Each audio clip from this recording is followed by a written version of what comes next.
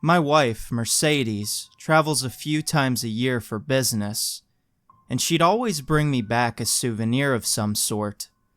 A corny t-shirt, a magnet, or a keychain. But on this last trip, she brought back something else entirely, and it's ruined our marriage, if not our lives. We've been together for almost 2 decades, but our routine after she returned from a trip was always the same.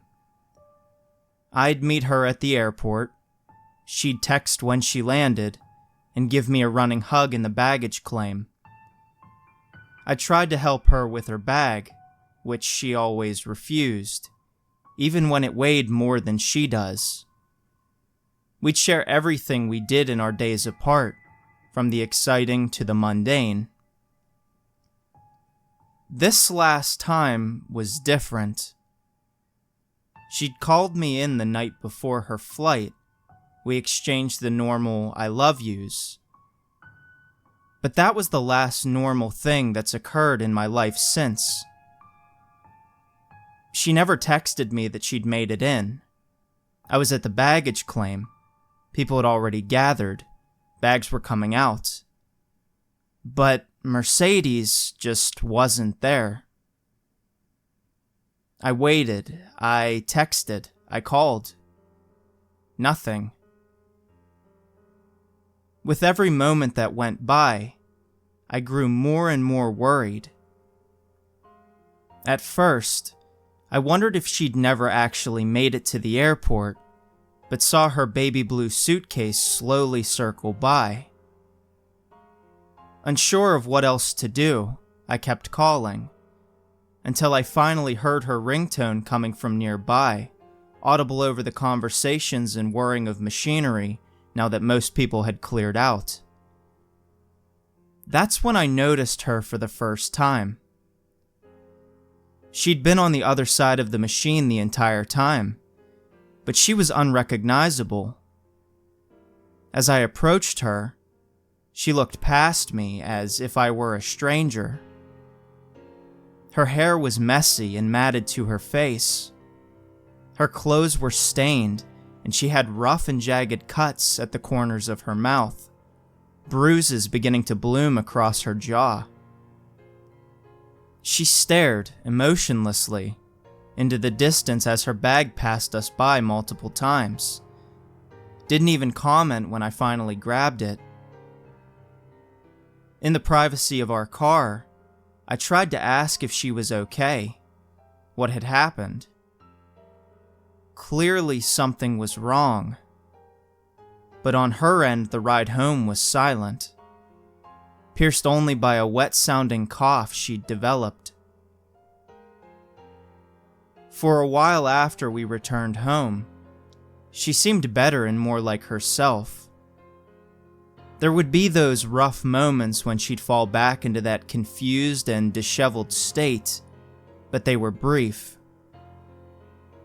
As time went on, though, the lapses became longer.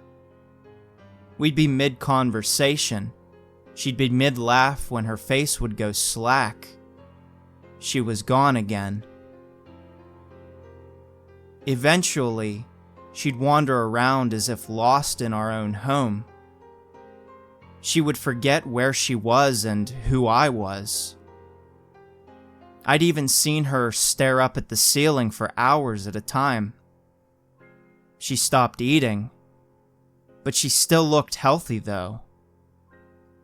I called our doctor, and he was as concerned as I was, but she absolutely refused to go see him. Every few nights since she's been home, like clockwork, Mercedes leaves the house and slides out into the darkness. Any time I would bring it up, if she was even aware enough to register my words, it would result in an argument. She still straight up denies that she's even leaving at all, but our video doorbell says otherwise. And that terrifies me, because of the deaths that have begun plaguing our town. The first body was found 2 weeks ago. My buddy Ron's wife is a police officer and told me he heard it almost looked like an animal attack based on the sheer brutality. It wasn't long before the old Mercedes, my Mercedes, was gone entirely. She'd have the occasional moment where she seemed to recognize me, but there was no longer any of her gentleness or humor left behind those eyes. Instead, in the rare moments of clarity, I felt as if observed by a predator calculating their next move. Not long after, her boss called the house because she had stopped showing up to work entirely. It sounded like she wasn't the only one of her coworkers to do so. Since then, she's only gotten worse. On top of her deteriorating physiological state, her physical health hasn't improved either. In fact, she's begun coughing up concerning things, like writhing long strips of something, and bits of cloth and hair. And teeth. I don't think they were her own either. I think I finally found out where she's going and who she's with, and it's worse than I ever could have imagined. About a week ago, I awoke gasping, struggling to catch my breath. Mercedes was kneeling on my chest, prying my mouth open with both hands with such ferocity that I kept expecting to hear a sickening crack. She stared at me with a purposeful and intense focus, eyes wild and dilated, only inches from my own. I remember feeling waves of searing pain, almost as if something was boring its way through my soft palate. I tried telling myself it was just a vivid nightmare, but my jaw ached so much the next morning, and I've developed a headache since then that still hasn't gone away. Our marriage has been falling apart, and the situation in town has gone from bad to worse, too. They found another body in the park near our home just a few days ago. Ron told me he had heard that they ruled out a robbery. The victim was still wearing her diamond earrings. Well, one at least, on the half of her head that wasn't missing, and clutching a purse that was full of cash. I'm starting to wonder if they'll even solve any of these cases. The last time I saw Ron's wife in town, in a departure from her usual friendly nature, she walked right past me with a now familiar look of detached vacancy on her face. If that wasn't bad enough, I don't even have my health. I think whatever Mercedes has, I've caught it too.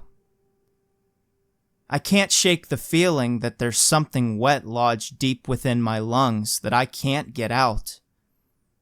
Sometimes I even swear it feels like it's moving. The coughing, coupled with the searing pain at the base of my skull, has made the past week unbearable.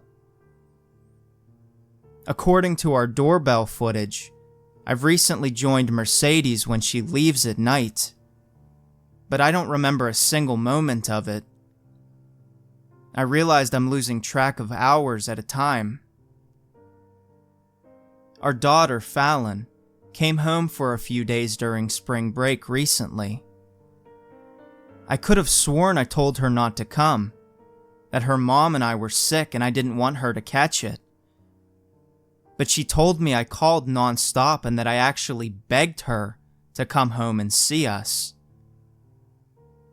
Before she went back to her shared dorm room, she had begun acting oddly, walking around looking dazed, and started to develop the same cough as her mom and I.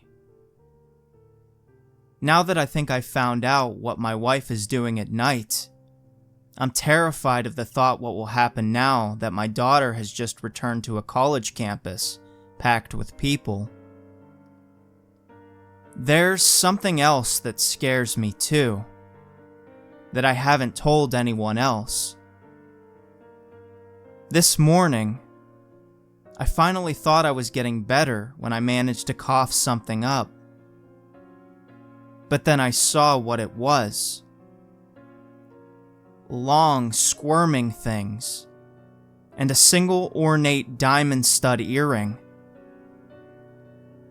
I know something is terribly wrong, but I don't know what to do about it.